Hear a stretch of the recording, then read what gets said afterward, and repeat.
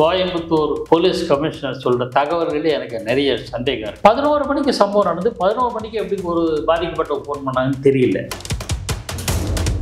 இதெல்லாமே 20 நிமிஷத்துல நடந்து சினிமா மாதிரி நடந்து முடிஞ்சிட்டா கூட 11:20க்கு ரிசீவ் பண்ணாங்கன்னா 15 நிமிஷத்துல ஸ்பாட்டுக்கு போயிருப்பாங்களா? 100 பேர் அதுக்குள்ள நியமிச்சுட்டாங்களா தேடுதல் வேட்டைக்கு? 15 நிமிஷத்துல நடக்கக்கூடிய காரியமா? 100 பேர் 15 நிமிஷத்துல ஸ்பாட்டுக்கு போயிட்டாங்களா? 100 பேர் தேடினாங்களா?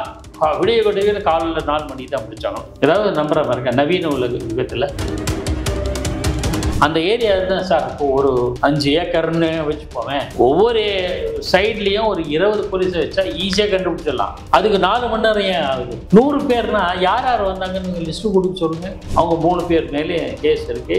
இவ்வளோ நாள் விட்டு வச்சது என்ன? அதுவே போலீஸின் ஒரு வார்த்தை சொல்லலாமா இல்லைன்னு தெரியல. பல வருஷங்களாக ஒரு மதுபான கடை சட்டவிரோதமாக நடத்தப்படுவது காவல்துறைக்கு தெரியவே இல்லையா? ஏன் அவங்க கண்ணு அந்த டைமில் ஆஃப் ஆகிடுதா? நிம்மதி ப்ராப்பர்ட்டி மேனேஜ்மெண்ட். கான்டாக்ட் 7667008800. டகரம் வாய்ஸ் நேயர்களுக்கு வணக்கம். இன்று நம்முடன் இணைகிறார் பத்திரிகையாளர் திரு பா கி அவர்கள். வணக்கம் சார். வணக்கம் ஹரி. கோவையில் மாணவிக்கு நடந்த பாலியல் குறித்து எடப்பாடி அவர்கள் ஒரு சில கேள்விகளை எழுப்பியிருக்காரு. முதல் கேள்வி என்ன அப்படின்னா, கோவை ஆணையர் டீட்டெயிலான ஒரு விளக்கத்தை கொடுத்திருந்தாரு. 11:35 அதிகாலை 4:25 வரைக்கும் போலீஸ் ஸ்பாட்டில் அந்த மாணவியை தேடிக்கிட்டு இருந்தாங்க அப்படின்னு ஒரு விளக்கத்தை கொடுத்திருந்தாரு. அதுல தான் முதல் கேள்வியை எழுப்பியிருக்காரு எடப்பாடி அவர்கள். ஒரு மாணவியை தேடுவதற்கு இவ்வளவு மணி நேரம் வேணுமா ஒரு காவல்துறைக்கு அப்படின்னு கேட்டிருக்காரு. இது எப்படி பாக்குறீங்க சார்? முதல்ல இந்த ஒரு கோயம்புத்தூர் போலீஸ் கமிஷனர் சொல்ற தகவல்களே எனக்கு நிறைய சந்தேகம் இருக்கு. அந்த பெண்ணும் அந்த பாய் ஃப்ரெண்டு தம்பியும் காருக்கு போய் அங்கே 2 பேரும் பேசினது அதுவே 11 மணின்னு முதல் தகவல் கிடச்சி. நேற்றைய தினம் நாளேடுகளில் பார்த்தோம். 11 மணிக்கு போனவங்க போய் பேசிட்டு இருக்காங்க. சரி, இவங்களும் இந்த கல்பரேட்ஸ் கிரிமினல்ஸும் அங்கே வர்றாங்கன்னா 11 மணிக்கு சம்பவம் நடந்து உடனடியாகவே போலீஸ் கமிஷனர் தகவல் வந்திருக்குமா? முதல்ல குழப்பம் எனக்கு. நான் நேற்று சில நாளேடுகளில் படிச்சபோது இது மாதிரி தாக்கியிருக்காங்க, முரண்டு பிடிச்சிருக்காரு, அப்புறம் தரதரன்னு இழுத்துட்டு போயிருக்காங்க. எதிர்கட்சி தலைவர் எடப்பாடி பழனிசாமி கேட்குற சில கேள்விகளுக்கு சரியான பதில் கிடைக்காது. அவருக்கு சரியான சில கேள்விகளை கேட்டிருக்காரு. அதுதான் முக்கியமானது. எப்படின்னா, 11 மணிக்கு சம்பவம் நடந்ததாக சொல்கிறாங்க. முரண்டு பிடிச்சா அந்த பெண்ணை தரதரன்னு இழுத்துட்டு போனாங்க. நேற்றைய தினம் நாளேடுகளில் அந்த பெண்ணை தரதரன்னு இழுத்துட்டு போனதா 1.5 கிலோமீட்டர் இழுத்து போனதா பதிவாயிருக்கு. அதை விட்டுரும். அது கூட டிஸ்பியூட் வச்சுங்களேன். 11 மணிக்கு சம்பவம் நடந்து 11 மணிக்கு எப்படி ஒரு பாதிக்கப்பட்ட ஃபோன் பண்ணாங்கன்னு தெரியல. இல்ல 11:20க்கு அந்த பாய் ஃப்ரெண்ட் கால் வந்திருக்கு. 11:35க்குலாம் போலீஸை வரைஞ்சிட்டாங்க. அது 2மே ஃபேக்ட்ஸ் சந்தேகமா இருக்கு சார். சம்பவம் நடந்தது 11 மணிக்கு. கொஞ்ச நேரம் கைகலப்பு சண்டை எல்லாம் நடந்திருக்கும். அந்த பொண்ணை இழுத்துட்டு போனாங்க, கடத்திட்டு போனாங்க. இவங்க மணிக்கட்டில் அருவாளால் வெட்டியிருக்காங்க. இவ்வளவும் நடந்து அந்த தம்பி காருக்கு ஃபோன் பண்ணியிருப்பார் போலீஸுக்கு. அதெல்லாம் ரைட். அப்படியே வச்சுக்கோ. இதெல்லாமே 20 நிமிஷத்தில் நடந்து சினிமா மாதிரி நடந்து முடிஞ்சிட்டா கூட 11:20க்கு ரிசீவ் பண்ணாங்கன்னா 15 நிமிஷத்துல ஸ்பாட்டுக்கு போயிருப்பாங்களா? இது பெரிய கேள்வி தான். அப்படியே மாயஜாலமாக இங்கே மறைஞ்சு அங்கே போகிறாங்களா? அதையும் ஏற்றுப்போம். கமிஷனர் சொல்கிறது எல்லாமே சரின்னு ஏற்றுப்போம். 100 பேர் அதுக்குள்ள நியமிச்சுட்டாங்களாம் தேடுதல் வேட்டைக்கு. 15 நிமிஷத்தில் நடக்கக்கூடிய காரியமா?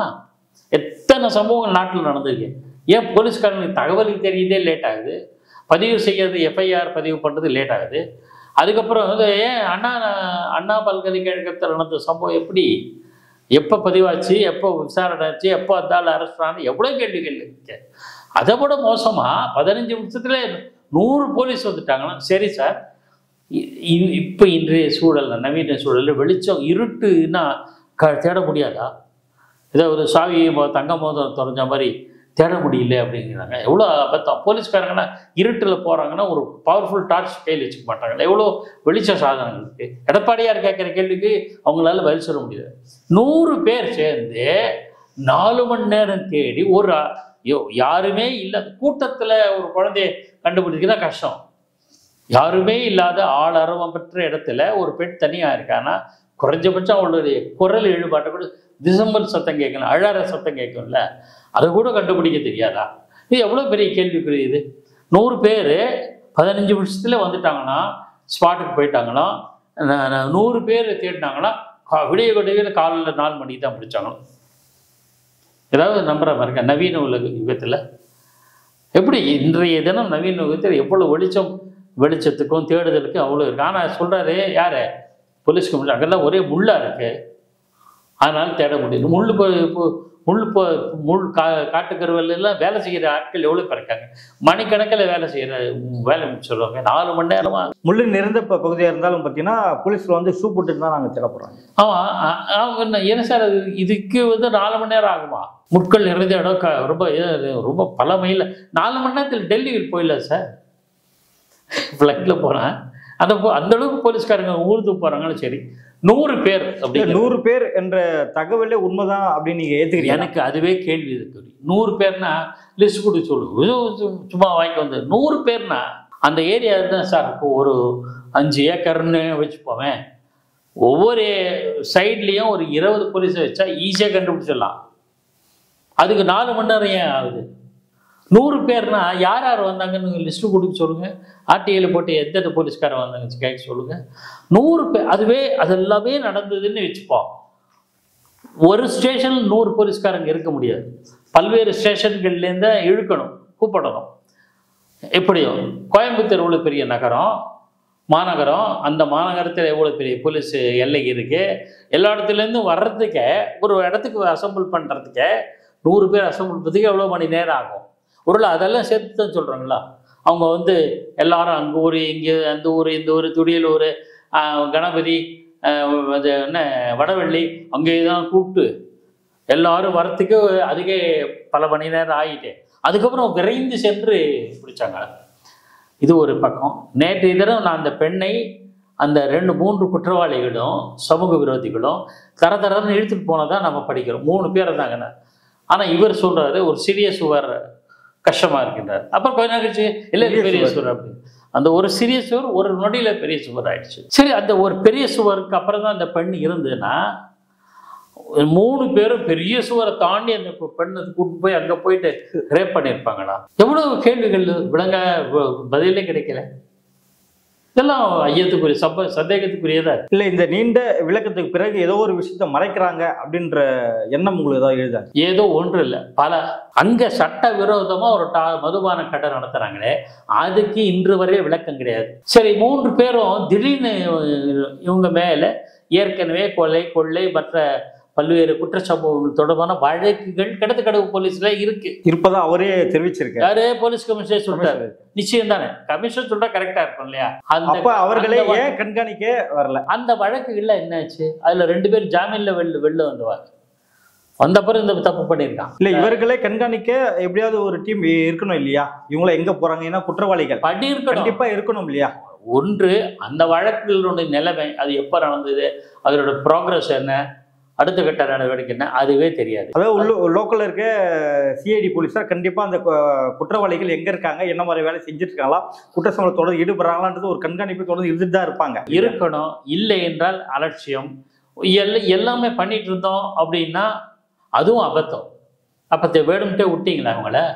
ஒரு குற்றவாளி அவனோட நடமாட்டம் அப்படி ஒன்றும் இல்லை சார், நான் ஒரு தப்பை விட்டு அரசாரம் ஜாமீனில் இல்லைன்னா தினமும் போலீஸ் ஸ்டேஷன் கையெழுத்து போடணுன்றாங்க, என்னோட பாஸ்போர்ட்டை ஒப்படைக்கணுன்றாங்க. இவ்வளோ நடைமுறை இருக்குது. இதெல்லாம் சில காரணங்கள் தானே. நீங்கள் ஏன் தினமும் போலீஸ் ஸ்டேஷனில் கையெழுத்து போடணும்? அந்த ஊரில் தான் நான் இருக்கேன், இன்றைக்கி நான் கோடம்பாக்கம் போலீஸ் ஸ்டேஷனில் கையெழுத்து போடுறேன், நாளைக்கு நான் மதுரைக்கு போயிட முடியாது, கோயம்புத்தூர் போக முடியாது.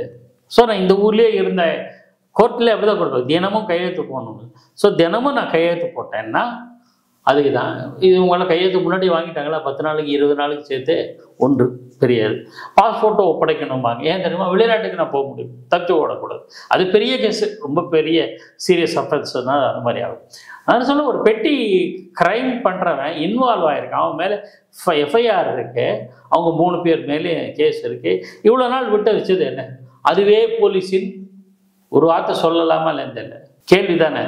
அரசியல்வாதி மாதிரி நான் பேச முடியாது, ஆனால் அந்த மாதிரி தானே இருக்கு. அண்ணா யூனிவர்சிட்டியில் நடந்த இந்த சம்பவத்துக்கு பிறகு, அது பாடம் கற்று தமிழக அரசு பாடம் கற்ற பிறகு இவ்வளோ ஒரு விஷயம் நடந்திருக்கு. ஆமாம், இந்த அப்போ அண்ணா யூனிவர்சிட்டி நடந்தபோது அங்கே கேமரா சிசிடிவி கேமரா பற்றிலாம் நிறைய சொன்னாங்க. இது வந்து புது இடம் கண்டுபிடிக்க முடியாது, அதெல்லாம் ரைட்டு இருக்கட்டும். ஆனால் அதுக்கப்புறம் இன்னும் விழிப்போடு செயல்பட வேண்டாமா? நான் ஒரு இடத்துக்கு போகிறேன், காலில் முள்ளு குத்திச்சு, நான் அடுத்த வரைக்கும் அதே பாதையிலே போவேன், இன்னொரு பாதையில் தானே போவேன். அந்த மாதிரி ஒரு சம்பவம் நடந்தது, ரொம்ப சீரியஸு. அதனால் தமிழக அரசுக்கு தலைகுனிவு, சட்டம் ஒழுங்கு சீர்கேடு, காவல்துறையினுடைய பணிக்கு மிகப்பெரிய களங்கம் ஏற்பட்டு விட்டது. ஆகையினால் நம்ம இன்னும் விழிப்போடு இருக்கணும் அப்படின்னு இருக்க வேண்டும். அதுவும் கோயம்புத்தூர் என்பது போலீஸ் ஆணையரகம், கமிஷனரேட் என்று சொல்லுவாங்க ஆங்கிலத்தில். அந்த கமிஷனரேட்லேயே இந்த மாதிரி ஒரு அசம்பாவிதம் நடக்குதுன்னா என்ன பண்ணுறாங்க இந்த போலீஸ்? சந்தேகத்துக்கு சார் ஒரு இடத்துல ஒரு காரில் 2 பேர் இருக்காங்க, ரொம்ப நேரம் இருக்காங்களே, யார் பாதே என்ன நீ அது கேட்க மாட்டாங்களே போலீஸ்காரன். அப்போ அந்த பக்கம் போலீஸ்காரனே இல்லையா? அந்த பக்கம் மதுபான கடை இருக்கும், குடிகாரர்கள் வருவாங்க போவாங்க, ஆனால் போலீஸ்காரர் மட்டும் வர மாட்டாங்க.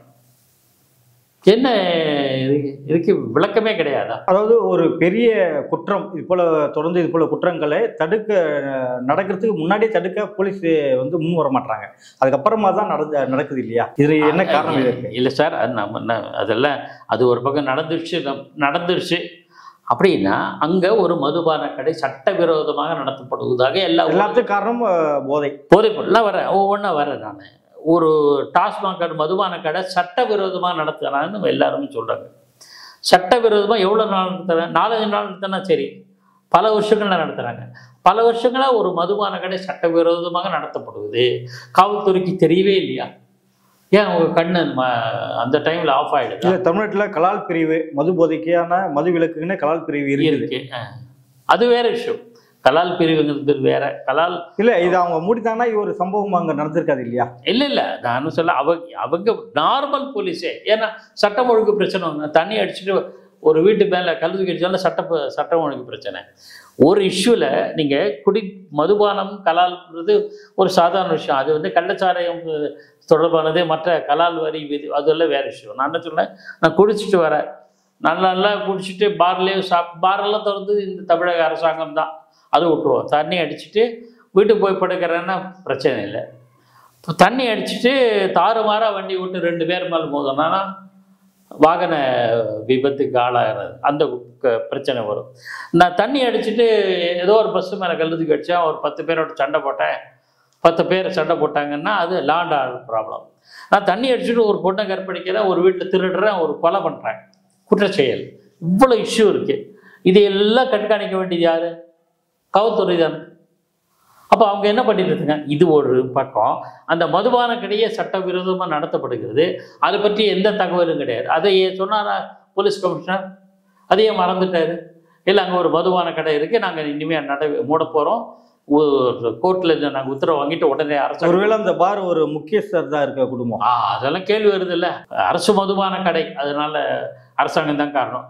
அப்போ அரசு மதுபானம் உரிமை பெற்ற இடத்துல உரிமை பெற்ற முறையில் நடத்தப்பட்டால் சரி.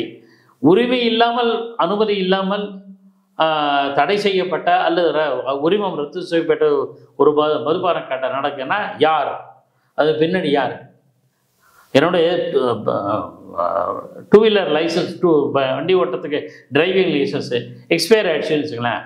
6 மாதம் கழிச்சு வண்டியில் ஓட்டுறேன், போலீஸ்காரரை பிடிச்சிட்டோன்னு, ஏன்னா 6 மாதம் ஆச்சு, நீங்கள் வந்து ரெனியூ பண்ணலையா அப்படின்னு கேட்பாங்கல்ல. உரிமம் இல்லாத ஒரு மதுபான கடைக்கு எப்படி அனுமதி கொடுத்தார்கள்?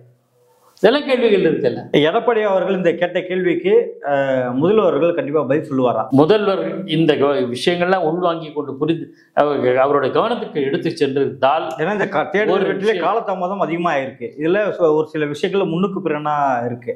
ஸோ அதுக்கெல்லாம் முதல்வர்கள் பதில் சொல்லுவாரா? கண்டிப்பாக. எடப்பாடி அவருடைய ட்விட்டரில் எக்ஸ்தலத்தில் கடைசி வரைய நல்ல கூறுது இருக்கணும். இந்த காவல்துறை என்பது உங்கள் கட்டுப்பாட்டில் இருப்பது என்பதை நினைவுபடுத்துகிறேன். அதாவது காவல்துறை தன் கட்டுப்பாட்டில் இருக்கிறதா இல்லையா, அது அரசியல் பார்வை. எடப்பாடியார் சொல்லுவார், நான் சொன்னார், கேட்குற கேள்வி சரியானது. அவர் மு.க. ஸ்டாலின், முதலமைச்சர் ஸ்டாலினை நோக்கி தான் அந்த கேள்வி கேட்கிறார். காரணம், மதுபானம், அது சட்டம் ஒழுங்கு, காவல்துறை யார் கட்டுப்பாட்டில் இருக்கு? முதலமைச்சர் கையில் கட்டுப்பாட்டில் தான் இருக்கு. ஆக அவரை நோக்கி கேள்வி கேட்கிறார். நியாயமானது. I think it has been with you அப்படின்ற மாதிரி குறிப்பிட்டிருக்கார். இந்த காவல்துறை என்பது உங்கள் கட்டுப்பாட்டில் இருக்கிறது. இது அப்போது அதுக்கான பதிலை முதலமைச்சர் சொல்லியாலும். முதல்வர் கட்டுப்பாட்டில் தான் அந்த காவல்துறை இருக்கு. அப்படி இருந்தும் சட்டம் ஒழுங்கு இங்கே பெரிய ஒரு கேள்விக்குறியில் தான் இருக்கு. இதுக்கு என்ன காரணம்? ஒன்று, அதை கவனிக்காமல் விடுகிறார், அல்லது அவங்களுக்கும் ஃப்ரீடம் கொடுக்கப்படுறது இல்லையா? அதான் வர ஒவ்வொரு 2-3 காரணமாக இருக்கலாம். சட்டம் ஒழுங்கு சீர்கேடு போகிறதுக்கு எதிர்பாராமல் நடந்ததுன்னு வச்சுக்கலேன், அது ஒன்றும் பண்ண முடியாது. இப்போ உதாரணத்துக்கு இந்திரா காந்தி மரணத்துக்கு மறுநாளே சீக்கியர்கள் படுகொலை, அது எதிர்பாராது நடந்தது. அது மாதிரி சம்பவங்கள் நடக்கும். ஆனால் அதை ஒரு ஸ்டேஜில் கட்டுப்படுத்தி ஆகணும் அரசாங்கம், காவல்துறை என்றால் அதுக்கு ஒரு பொறுப்பு இருக்குது. இரண்டாவது, தொடர்ந்து பல சம்பவம். இப்போ அண்ணா பல்கலைக்கழகத்தில் சம்பவம் நடந்தது. அண்ணா நகரிலும் ஒரு சிறுமி பாலியல் பலாத்காரம் நடந்திருக்கு. இப்போ இங்கேயும் கோயம்புத்தூர்ல நடந்திருக்கு. அப்படின்னா தொடர்ந்து பெண்களுக்கு பாதுகாப்பற்ற நிலை இருக்கிறது. அதை தடுப்பதற்கு எந்த அரசாங்கம், எந்த துறையும் முன் வரவில்லை. குறிப்பாக காவல்துறை தடுப்பதற்கு நடவடிக்கை எடுக்கணும்னு மேலிடம் உத்தரவு போடணும். அரசாங்கம் போட்டார்களா, அது அறிவுறுத்தினாலா தெரியாது. சரி, அப்படியே அறிவுறுத்தினால் செயல்படுத்தினார்களா தெரியாது. செயல்படுத்தவில்லை என்றால் இந்த சட்டம் ஒரு கேஸில் ஒரு ஆளை பிடிச்சிடுறோன்னு வச்சுங்களேன், பிடிச்சிடுறாங்க, உடனடியாக செயல்படுறாங்க, மேலிடத்துல ஒரு கேள்வி, ஒரு உத்தரவு வருது, விட்டுறாங்க. அப்போது இந்த மாதிரி குற்றவாளிகள் பின்னணியில் அரசாங்க தரப்பினர் அல்ல ஆட்சியாளர்கள் சம்பந்தப்பட்டவர்கள், ஆட்சியாளர்கள் கூட சொல்லல, ஆட்சியாளர்களோ சம்பந்தப்பட்டவர்கள் இது போன்ற குற்றச்செயல் பின்னணியில் இருக்கிறார்களா என்கிற சந்தேகம் இருக்கு. இப்போ இந்த கோவை பாலியல் வழக்கிலேயாவது உண்மை வெளிவர வாய்ப்பு இருக்கு. அது நீங்க அப்படி இருந்தேன்னா அந்த சந்தேகத்தை நிவர்த்தி செய்ய வேண்டியது யாரோட கடமை? காவல்துறை. காவல்துறை யார் கட்டுப்பாட்டில் இருக்கு? முதலமைச்சர். அதுதான் சரி. 4 மணி நேரம் போராடி கண்டுபிடிச்சோம். 1 மாதத்துல சார்ஜ் ஷீட், குற்றப்பத்திரிகை தாக்கல் பண்ணும். அது அவர் சொல்லணும், முதலமைச்சர் அது சாதாரண போலீஸ் இன்ஸ்பெக்டர் சொன்னாலே போதும், எஸ்பி டிஎஸ்பி லெவலில் சொன்னாலே போதும். எல்லாத்திலும் முதல்வர் கவனம் எடுத்திருக்கார் அப்படின்றது மக்கள் மத்தியில் போய் சேரணும் இல்லை சார்? அதுக்கு இந்த சம்பவம் நடக்காமல் பார்த்துக்கலாமே, அது சூப்பராக இருந்திருக்குமே. இந்த முதலமைச்சர் மனதார பாராட்டுவேன், நான் தான் முதல்ல ஆளாக பாராட்டுவேன்.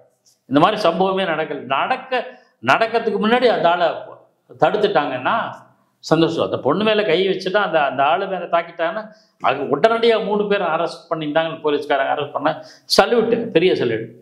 இதெல்லாம் கேள்வி தானே, இதுக்கு பதில் சொல்ல வேண்டியது யார்? இந்த மாதிரி ஏகப்பட்ட கேள்விகள். அண்ணா பல்கலைக்கழக சம்பவத்துக்கு முன்னாடி பெண் காவலர்களுக்கே சில பேருக்கு என்னென்ன பாலியல் சீட்டர் நடந்தது இது தெரியும் இல்லை உங்களுக்கு. அப்போ இதெல்லாம் தடுக்காமல் விட்டது ஏன்? ஒன்று, தடுக்காமல் விட்டால் உங்களோட அலட்சிய போக்கை காட்டுகிறதா, அல்லது தடுக்காமல் விட்டால் சம்பந்தப்பட்டவர் உங்களுடைய ஆட்கள். ஏன்னா அப்படி இருக்கு, ஒரு சில காவலர்கள் அப்படி சம்பவம் சொல்லி பத்திரிகையில் வந்திருக்கு. எங்கள் மேலிட அழுத்தம் அப்படின்னு சொன்ன சம்பவங்கள்லாம் உண்டு, ஊடக செய்திகளாக வந்திருக்கு. அப்போ அது காரணமாக எப்படி இருந்தாலும் இந்த அரசாங்கத்தின் மீது கேள்விகளும் சந்தேகங்களும் குற்றச்சாட்டுகளும் புகார்களும் சொல்ல வேண்டி இருக்கிறது. இதை விரைவில் அதை கிளைய வேண்டும். அப்போதுதான் காவல்துறை மீது நமக்கு ஒரு நம்பிக்கை வரும். நடப்பு அரசியல் குறித்து பல்வேறு கருத்துக்களை பதிவு மிக்க நன்றி சார். ழகரம் அலைவரிசைக்கு நெஞ்சார்ந்த நன்றி.